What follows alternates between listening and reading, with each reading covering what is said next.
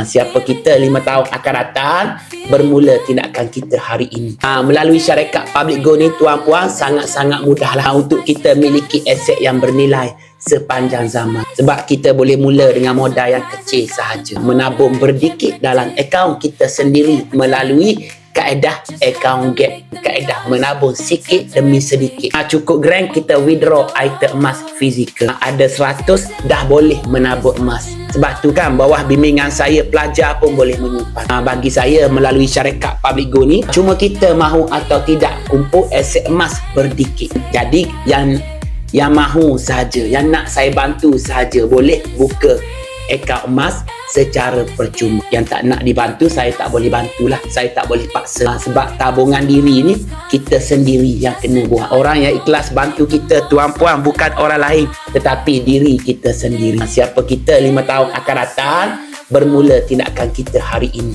Tuan-puan, harga emas ni sepanjang zaman orang akan cakap mahal, mahal, mahal.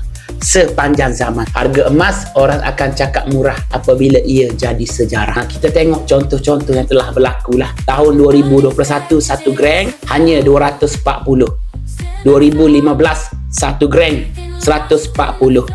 Tahun 2000 1 gram hanya RM35. Sepanjang zaman orang akan cakap mahal. Tetapi apabila harga jadi sejarah, baru orang akan cakap harga itu murah.